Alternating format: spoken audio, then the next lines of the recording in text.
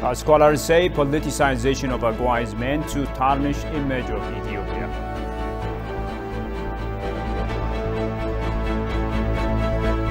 And current trend indicates Western media are fueling information war in Ethiopia.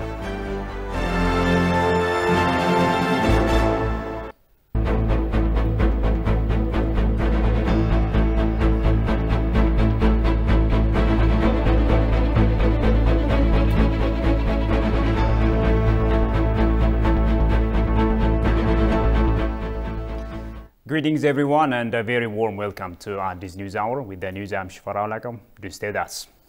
The Ethiopian Air Force has carried out airstrikes targeting terrorist TPLF's training facility in Arada area, Tigray. Monday's airstrike by the Air Force of Ethiopian National Forces have well-targeted training facilities of the terrorist TPLF group in the northern parts of the country.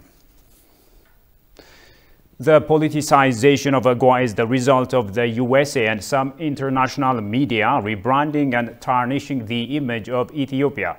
This remark was made by Konstantinos Baratasfa in an exclusive interview with ETV. He said he has also called on Ethiopians to work on strengthening its diplomacy in the private sector as part of the solution. The story is presented as follows. The United States of America has announced the delisting of Ethiopia from the African Growth and Opportunity Act, AGOA. ETV approached Konstantinos Baratasfa, professor of public policy at the Addis Ababa University, for his views. He says the Biden administration's politicization of AGOA is part of the campaign against Ethiopia, rebranding it as a country suffering from humanitarian issues. The United States and the international media are rebranding Ethiopia as a country where you have human rights abuse. And of course, the Ethiopian government has admitted that there have been some kind of human rights abuse, and in any war situation you would have this kind of human rights abuse. But I think the lopsided judgment by the United States towards Ethiopia has not been very generous, and probably this might be because of several problems that we have with our diplomacy, as mentioned by the Ethiopian government. It could be also the kind of lobbying you have in the United States. In the US, policies are changed, policies are framed by lobbyists and by people who go and advocate for certain issues, and I don't know if we've done enough in that sector. Robust diplomacy and strengthening the private sector are some of the solutions to the issues in order to fill the gap as a result of the suspension of AGOA. Frankly, Ethiopia has a good history of diplomacy. As a founding member of the League of Nations and as a founding member of the United Nations, Ethiopian diplomats have always presented Ethiopia in a way that Ethiopia is at par even with the strongest nations on earth. The fact that we say Ethiopia has never been colonized is a result of great diplomatic work that has been undertaken. For example, during the Italian invasion, to be able to have partners in Europe to come and support us in defeating the Italian fascist regime. So today, we need that kind of momentum again, that kind of skills, that kind of experience, that kind of level of engagement with both the European Union, with the United States and other countries. He also says Ethiopia should work on minimizing dependence on foreign countries so that it will avoid similar issues in the future as part of lasting solutions to similar problems. Now, the Biden administration has delisted Ethiopia from AGOA without the will of the U.S. government branches and other U.S. political actors. Talking to ETV English, the co-founder of Benefit Cooperation for Africa Initiative, Tebabu Asafa, said the AGOA framework has been benefiting the trade balance between Ethiopia and the United States of America. Haptamu Ashagri has more. Following political instability in Ethiopia, the Biden administration has already gone the long way to delist Ethiopia from AGOA preference. Tebebo Asefa is an Ethio-American business person and co-founder of Benefit Corporation for Africa Initiative to realize fair trade balance for African states. Talking to TV English, he said the Biden administration is striving to delist Ethiopia from AGOA preference without the consent of all stakeholders in the US. The Biden government, it's not even America, it's the Biden government that's trying to do this. So, the Biden government only has 1/3 of the American power. American government is divided in 3 equal parts. The executive, the legislative, and the judiciary. And there are other forces, organizations, and caucuses, and interest groups that can be mobilized to put the Biden government in check. Because the Biden government cannot use AGOA as a tool to advance its narrow, misinformed, completely out of, it's just a crazy, it's absurd what the Biden government is trying to do.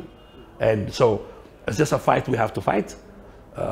But to me, it's my fight.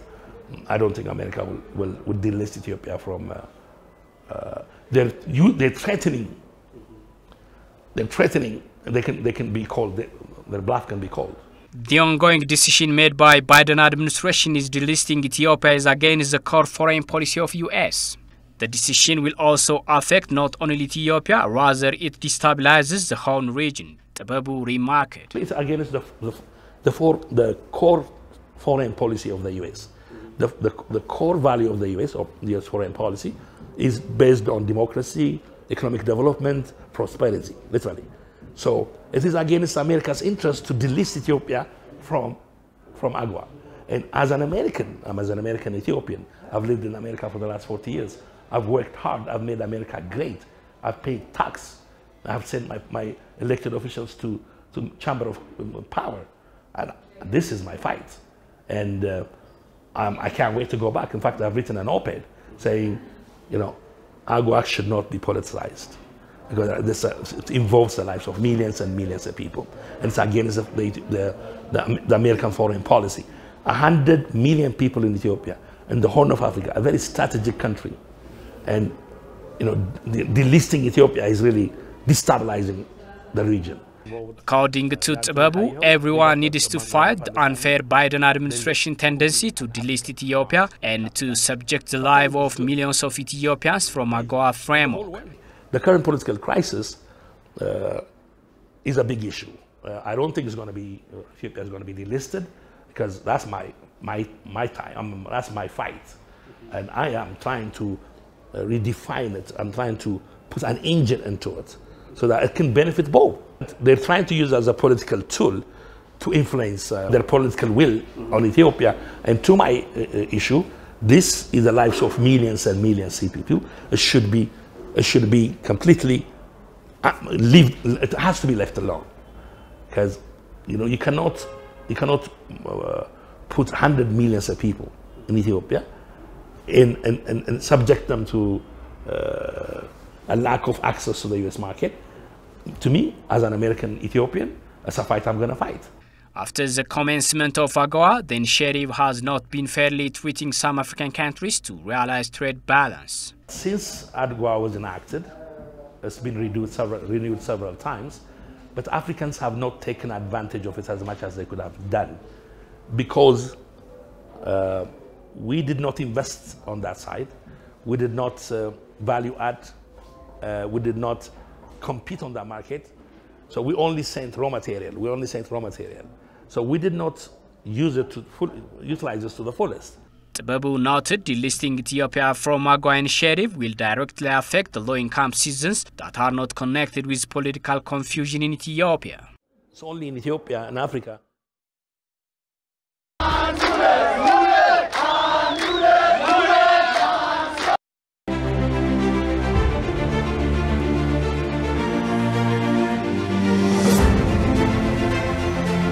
Fossil of our human ancestor, one of the old.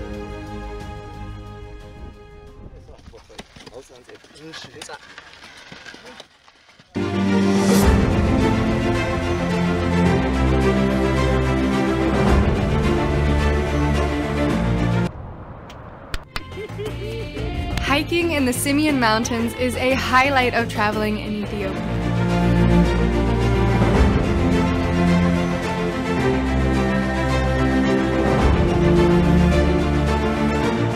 kingdoms and empires.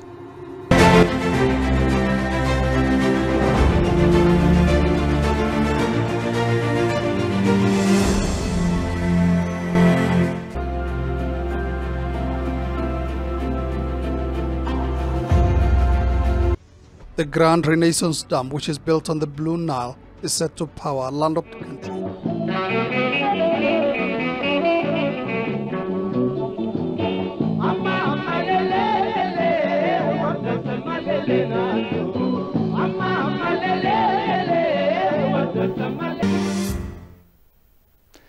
Welcome back. You're still watching at this news hour. An international affairs expert, Anne Fitzgerald, calls on other African countries to seriously take the bullying that Ethiopia is experiencing. She says the international pressure Ethiopia is under should be a concern of other African nations. They might be next tomorrow. Solomon Danya has more. I always ask the question, who is making the decisions? Because it can't be, people like Getachew Reda. I don't think so. Anne Fitzgerald and Hermela Ragawi are two individuals in different professions who are striving to let the world know the real conspiracy behind the Tigray war. No other issue is the push factor for them to stand by the Ethiopian people and government except the truth they understand regarding the war in Tigray. In their recent virtual conversation, which was inspired by Anne Fitzgerald's paper on the TPLF's Global Propaganda Network for Insurgency Warfare, the two discussed outstanding issues that the world should know about what is behind the Tigray war. Anne underlined that the continued pressure Ethiopia is receiving from some Western governments directly relates with its effort to develop its own resources, but is coming under the guise of humanitarian concern, and calls on other African nations to say no to any intimidation by Western governments, as Ethiopia would not be the last to be bullied. When a country like Ethiopia gets vilified for wanting to use its share of the Nile waters, which is, by the way, 85%, then why this is becoming a global security threat and something which should be quashed by other more powerful states is something that other African countries should be concerned about. When we see efforts of global powers to go around to regional hegemons on the continent to discuss the case of Ethiopia, to share concern about their position on Ethiopia, and to influence that way, and then to see some of those African actors and their response play out in a way that's not very sub-Saharan African as we know it, that gives more cause for concern. Hermela Ragawi, for her part, underscores that the whole situation in the Tigray conflict has huge hands behind. I always ask the question, who is making the decisions? Because it can't be, people like Getachew Reda. I don't think so. That's not the sense that I get from who he was. And so it just seems like there's sort of the invisible figures behind the scenes that are doing the most damage. And then you've got the faces that people for different reasons find charming or like, that are actually the face of it, and then a lot of innocent people that are getting wrapped up and getting killed as well. The two have sent out their message to Ethiopians to remain vigilant to set things right. The Ethiopian Mass Media Professionals Association expressed dismay over the recent biased and unethical reporting by some foreign media institutions, mainly CNN, regarding Ethiopia. In a statement it issued on Sunday, the association indicated that the recent reporting by some foreign media outlets about Ethiopia appears to be unethical, unbalanced, and unsubstantiated. The association refutes CNN's recent fabricated report about the TPLF forces besieging Addis Ababa earlier this week. Following the report, the association has been working to fact-check the credibility of such stories. The association strongly denounces such practices, said the statement, calling both the foreign and local media institutions to desist from unprofessional reporting.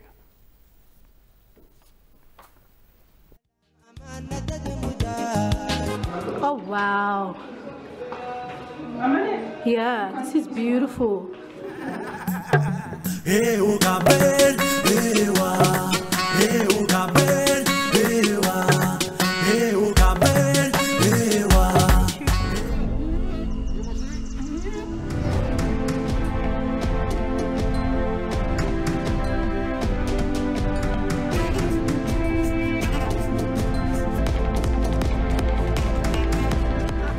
Welcome to the city of Bajaj, the double J city, Jijiga.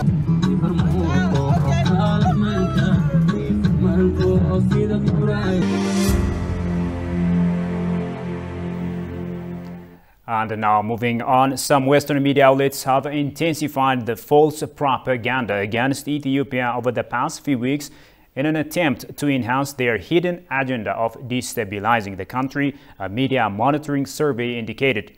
This is part of the ongoing Western pressure exerted on Ethiopia in order to force the country to bow to external interests. Kasaun Chane presents the story as follows. Some media houses are bent on disseminating gloomy picture, false narrative and creating hysteria by the latest offensive propaganda machine through the media outlets. The motive of these Western media has become much clearer since the conflict in the Tigray region began. Media monitoring carried out over the past 3 days by Salam Mulugeta, a journalist. Most of the content of Western media that have reported in English language about situation in Ethiopia are shaped and framed depicting the position of the West and their political goals in a country. You have to think people make money from bad news. It's like an action movie. No one would go to a movie without any bombs and bullets. According to him, the anti-Ethiopian information war was led by 5 major international media outlets, namely the CNN, BBC, Al Jazeera, France 24, and Associated Press. These media outlets have been reporting extensively on Ethiopia over the past 3 days. Based on information gathered from the media website, these 5 media outlets have reported a total of 72 news on the current situation in Ethiopia since Wednesday afternoon. I've been here for 3 days now. I have not faced any sort of insecurity. You can see I'm in the middle of the road that was painting a different picture from what we actually have on the ground. The media outlets have been spreading fake information and false narrative about Ethiopia. The media contents also aimed at intensifying the unjust pressure on the government of Ethiopia. Boris Johnson, Joe Biden, you are making a colossal mistake in Ethiopia. My name is Paul Reynolds, and I'm here in Addis Ababa at Sunday the 7th of November, and all is calm and all. You are making a colossal mistake in Ethiopia. My name is Paul Reynolds, and I'm here in Addis Ababa at Sunday the 7th of November, and all is calm and all is peaceful. Any government, UK, US, or other government currently meddling willfully and disastrously in the internal affairs of a sovereign nation with a recently elected government, you are all making a colossal mistake. You have 2 options. Number 1, you support the democratically elected government in Ethiopia to do their constitutional duty of maintaining law and order, securing peace and prosperity. Number 2, if you can't bring yourselves to do that which is the right thing, just leave us alone. In general, the contents are all about creating insecurity in Ethiopia and a strong psychological instability among the people of the country. 115 million people, 3,000 years of culture and history are lined up to protect the sovereignty of this beautiful, massive, infuriatingly complicated country. Ethiopia is watching you. Africa is watching you. The whole world is watching you. You have your finger on the scales. The fate of the country is to some extent in your hands. if you do not support the government to do the right thing in Ethiopia, there will be a lot more blood than there already has been. All of that blood will be on your hands. You can stop this. You can stop it soon. Yes, this is an unfathomably complicated country. Yes, the issues between peoples inside Ethiopia will take a long time to really work through. But no, you're not helping. You're just making it worse. You're extending the agony. You're increasing the pain. Do the right thing. Support the government, or hands off Ethiopia.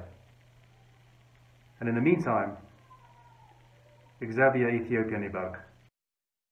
These media outlets are out there to serve the political interests of their respective countries and governments and try to use normal newscasts as an instrument for exerting unfounded pressure on less developed countries, more particularly in Africa.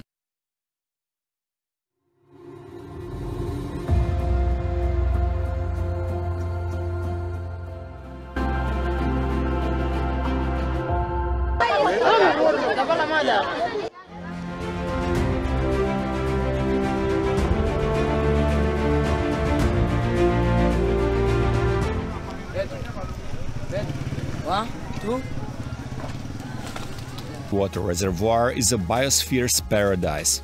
Hippos, crocodiles, monkeys, and a lot of expedition.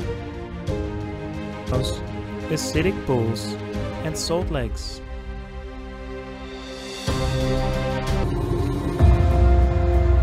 Here, Rock Pinnacle, Abuna Yamatagu, can only be reached via a steep and sometimes terrifying. Residents of various cities in the southern state of Ethiopia held rallies protesting the ongoing foreign power attempt to interfere in the internal affairs of Ethiopia. The protesters expressed their readiness to participate in the national campaign to defend the sovereignty and national unity of Ethiopia from the ongoing collaborated internal and external conspiracies. They've also voiced their anger over attempts of interference by some members of the international community with the objective of dismantling the statehood of Ethiopia. Other large demonstrations have also been held in various parts of Ethiopia over the past few days in response to the recent government call.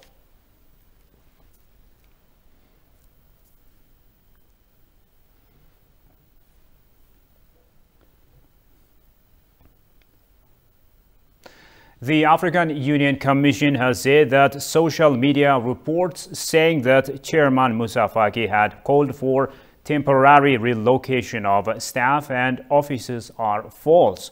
In a statement on Sunday, the AUC chairman's spokesperson, Eba Kalundo, said the report purported to be an internal memo calling for their relocation from Ethiopia has no basis. He said the irresponsible claim is fake news and has no basis in fact.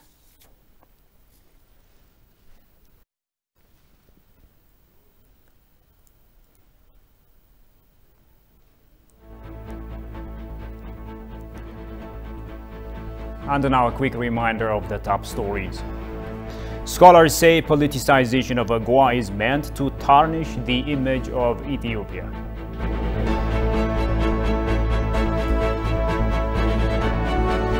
And current trend indicates Western media are fueling information war on Ethiopia.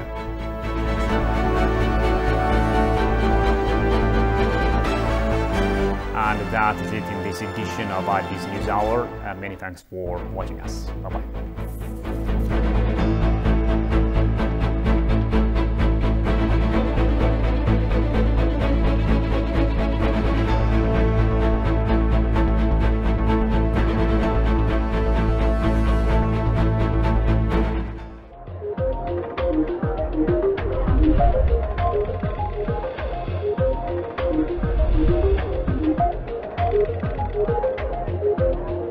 Ethiopia is going through a rough path of political, economic, and social variables.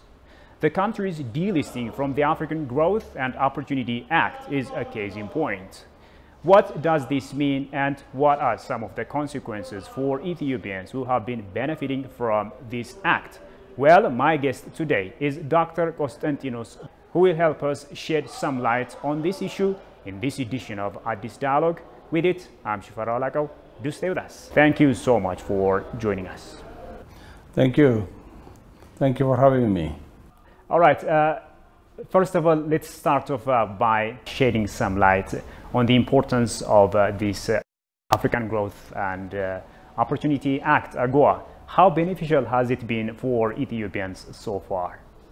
Well, the African Opportunity and Growth Act was established around the year 2000 by President Clinton. The idea was to replace what you call aid by trade. And the vision, at that time I was working with the United Nations in New York, and the vision was shared very strongly by United Nations members, the United Nations Secretariat, the United Nations Development Program. And the idea was, for one, duty-free exports to the United States would encourage competitive exports from Africa. And the second thing is the ability of Africans to be able to produce industrial products within their own countries would be greatly enhanced. So it's not just a question of exporting to the United States without tariff and duties, but also the development of industrial capacity within the African continent. So overall, since the year 2000, Africa has benefited a lot, and Ethiopia is one of the performing countries in terms of AGOA. For example, if we take Kenya, Ghana, Madagascar, they rate very high in the AGOA index, and Ethiopia is in the similar index. And therefore, it would have been one of the most successful enterprise for Ethiopia, the government and the people, if we had proceeded more profusely on developing AGOA products. Because AGOA provides more than 7,000 items in its export. It's not just apparels and textiles, but it has a variety of goods and services that need to be exported to the United States, tariff and duty-free. And therefore, Ethiopia has been beneficial in this. One, its industrial capacity has been developed. Fashion industries like Tommy Hilfiger and others like Speedo have come to Ethiopia to be able to produce their goods here. The second thing is, of course, the tariffs that have been reduced for Ethiopia to be exported there. Additionally, the employment sector, more than 200,000 Ethiopians are employed in that sector now. Most of them young women who now coming into the industrial parks with the kind of skill that they're going to develop and potentially open their own business in the future. So overall, AGOA has been beneficial. In terms of the volume of trade that we see, it's about $235 million a year by the year 2020. So this might not look very significant, but the significant fact is that our industrial capacity has been developing in response to this. Investors have been coming into the AGOA opportunity to be able to export to the United States. And third, it's not just the number of people employed in the industrial parks, but also the skills that they receive within the experience that they're going to get from this work to be able to open their own business and, of course, work in different other sectors. Okay. Now that the United States of America has delisted Ethiopia and also co-hit Guinea and Mali from this African Growth and Opportunity Act, what are some of the ramifications for Ethiopians? Well, this has an impact, given that our export performance has not been so encouraging in the past few years. One is the psychological impact that the companies investing in Ethiopia would have.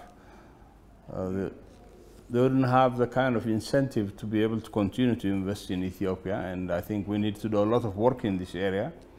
The second thing is, of course, the political dimension. Once the United States comes up with this kind of issues, then United States allies like the European Union would come with similar kinds of psyche that would prevent them from investing in Ethiopia. Otherwise, today, the textile and apparel industry globally is in high demand. The production capacity has been lowered by the COVID pandemic, and therefore finding a market for our industrial outputs in the AGOA sector would not be very difficult. As a matter of fact, we now have the inter-African trade established, the African Continental Free Trade Area, which has the same privilege as AGOA in terms of exporting without tariffs and duties, and therefore it would be useful to consider our other export outlets to be able to export to other African countries. Yeah, but some like Charlie Robertson, global chief economist at the Renaissance Capital, say that the suspension of Ethiopia from AGOA isn't likely to have serious impact. Do you buy that? Well, it will not have a very serious impact, frankly, because as I said earlier, the materials that we're exporting to the United States now are also exportable to other countries which are in high demand. Therefore, it will not have any impact. The only impact it will have is the kind of political nuances that it will create as a result of US policy change towards Ethiopia. Otherwise, in terms of the production, in terms of the export, I don't think it will have any important impact. And of course, another thing we have to see is it is the duty-free privilege that have been removed from Ethiopian exports. So Ethiopian exports will still be going to the United States, but they will be subject to tariffs and duties that other countries are paying. We'll still remain competitive in that area because the other countries that are exporting to the United States, like China, have reduced capacity, and reduction in capacity in terms of economies of scale means the value of the goods and services exported will be higher. Therefore, I still think the fashion goods being exported will be very competitive even in the United States. I think it's a token of generosity by the United States of America for some poor nations in Africa. But now apparently the Biden administration has twisted this for some political gains. What is your take on that? Well, you know, the United States and the international media are rebranding Ethiopia as a country where you have human rights abuse. And of course, the Ethiopian government has admitted that there have been some kind of human rights abuse, and in any war situation you would have this kind of human rights abuse. But I think the lopsided judgment by the United States towards Ethiopia has not been very generous. And probably this might be because of several problems that we have with our diplomacy, as mentioned by the Ethiopian government. It could be also the kind of lobbying you have in the United States. In the US, policies are changed, policies are framed by lobbyists and by people who go and advocate for certain issues. And I don't know if we've done enough in that sector as a country. Of course, the other warring factions that are committing similar human rights have had good advocacy work to be able to convince the Biden administration. And therefore, we have to continue with our diplomatic efforts. We have to work with our advocacy efforts. And as a country, it's very important to look into what the country is instead of just looking at what the situation right now is. Ethiopia has been an ally of the United States and a friend of the United States for over 100 years now. And therefore, it's very important to maintain that diplomatic relationships, because the US, what we see from recent history is it's been intervening in different countries that today we see them in various forms of crisis, and therefore it's very important to still going on to work, and we still have until January to be able to work with the United States to see if AGOA extension could be permitted. So now that the United States of America is planning to delist Ethiopia from the AGOA, what's next? What should be done? One thing is very strong diplomacy. Frankly, Ethiopia has a good history of diplomacy. As a founding member of the League of Nations and as a founding member of the United Nations, Ethiopian diplomats have always presented Ethiopia in a way that Ethiopia is at par even with the strongest nations on earth. The fact that we say Ethiopia has never been colonized is a result of great diplomatic work that has been undertaken. For example, during the Italian invasion, to be able to have partners in Europe to come and support us in defeating the Italian fascist regime. So today, we need that kind of momentum again, that kind of skills, that kind of experience, that kind of level of engagement with both the European Union, with the United States and other countries.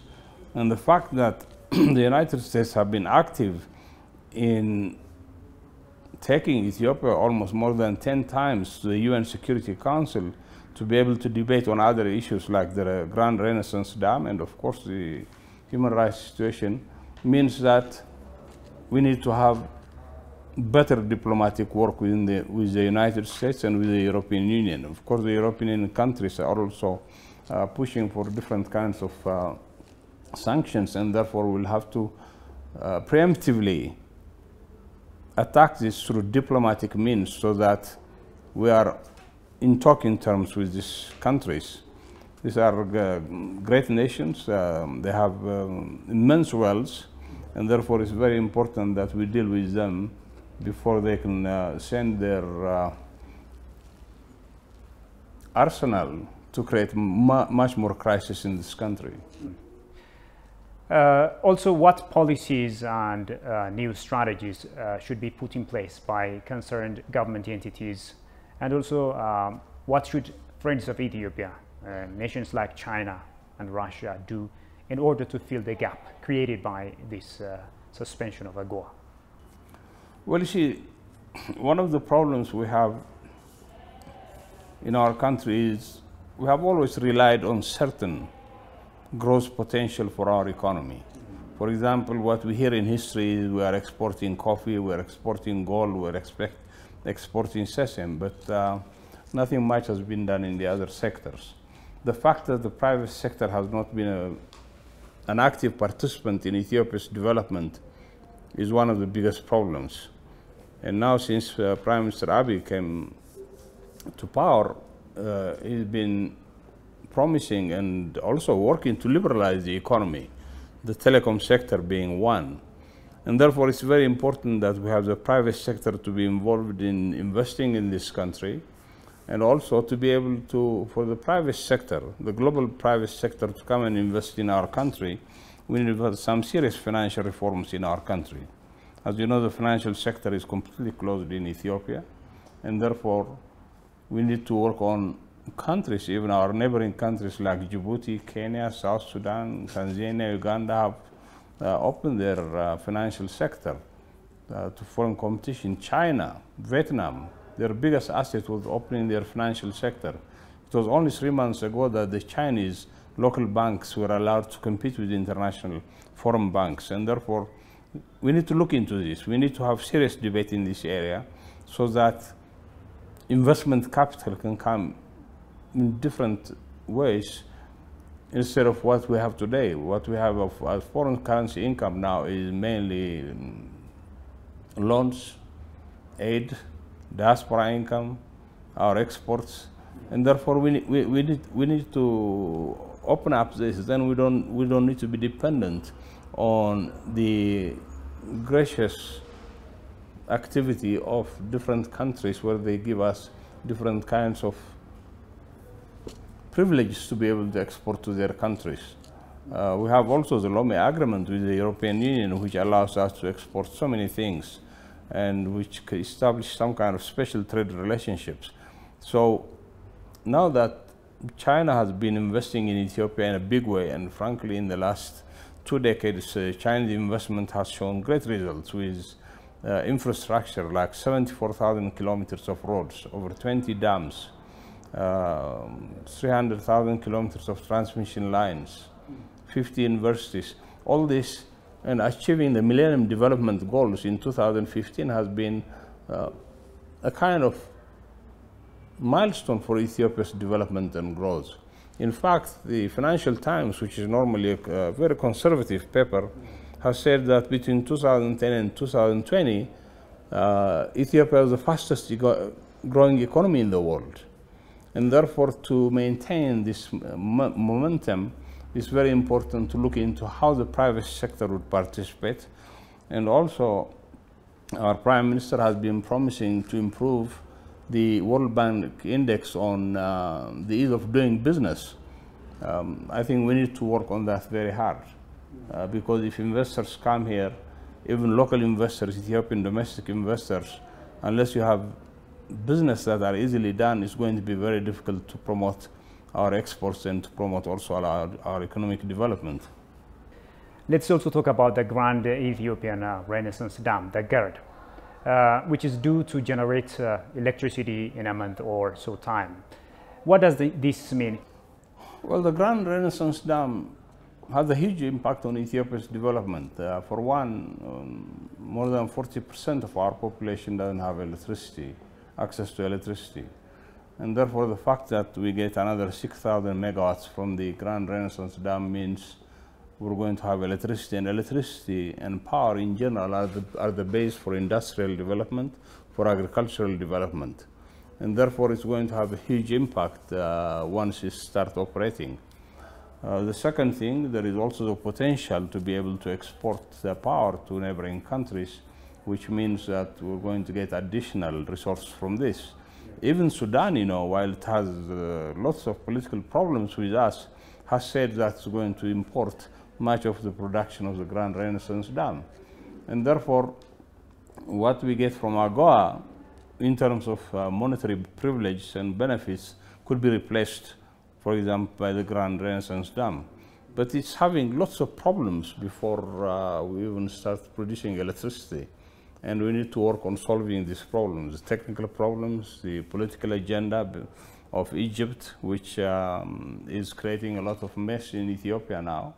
And therefore, it's very important that we continue to build the Grand Renaissance Dam, and we make sure that it's producing adequate electricity to be able to support the Ethiopian economy. All right. Dr. Konstantinos, thank you so much for your perspectives. Thank you. Well, dear viewers, with that we come to the end of today's program. Many thanks for your company so far. Until I see you next time with another program, it's goodbye from me, Shifara Olaka.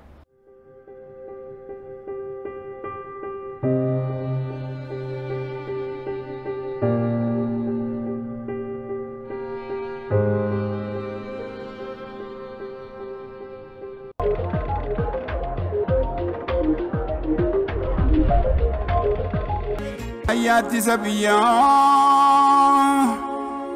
ifarkani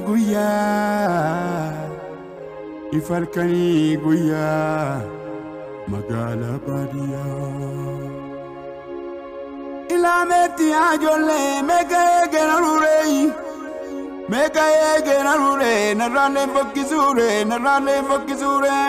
fokizure Yamuda morango tu minani ovakatai Yamuda bongerar tu mirkita bavakata Amam gezi otole namaya bizomboti namanyata zombati Inameti ajole nijole biyakoti kai Ijole biyakoti Ndum tuano koti Akakil jalabule nakai zagal bule kai Akai minani re belenya de male akakil bishani re de boden nuge male Ilameti ajole ni jole biya koti kai galgala kibuu jedhuun akka ganyoota isaanii ganama utuu jedhuun akka sanoota isaanii mana keenya gajallaa konkolaataa bitanii nama koo nama keessa dhiira koo dhiira keessa duguganii bitanii yaa Waaqayyo maal laata yoo maal jedhe naanaatai bari yaadme korma jawweetu iyya bara waaq namaaf iyye ormi maaf namatti yaa diinni maaf namatti iyye mataa caffee buluun koo laacha dhaggeeffachuufi mataa cabsee buluun koo bara dhaggeeffachuufi barisoo darbuu dide saafaa qabee na waadee nama dhabee nan badee yoo falataan nama kuukee Wali dambii nama kuuku yoo lagaan nama kuufee lammiin ofii walan kuufu sirra rafaa yabaala dambii koo dabalimee sararmee yaa loleebo yaa loleebo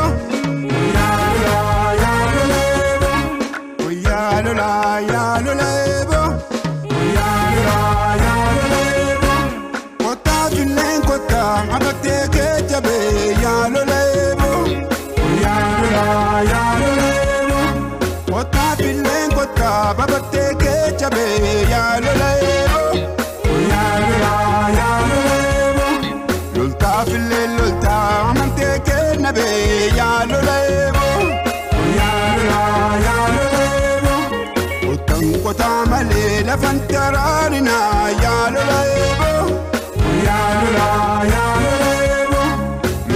Lola male dinan sodatina ya lolebo ya lolebo Utse bukese betem buko base ya lolebo ya lolebo Dibicha panalche darbate turrese ya lolebo ya lolebo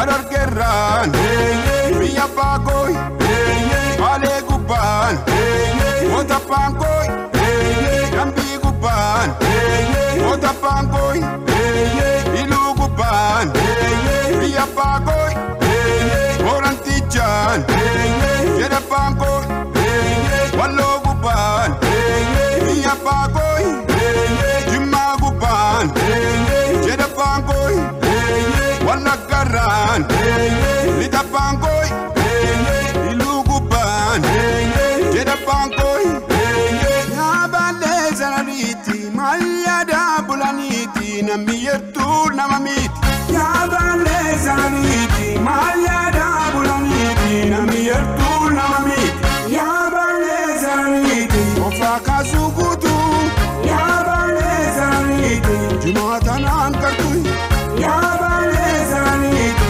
Badana Zudutu, Yabale Zanariti, Ifatarana Pui, Iole,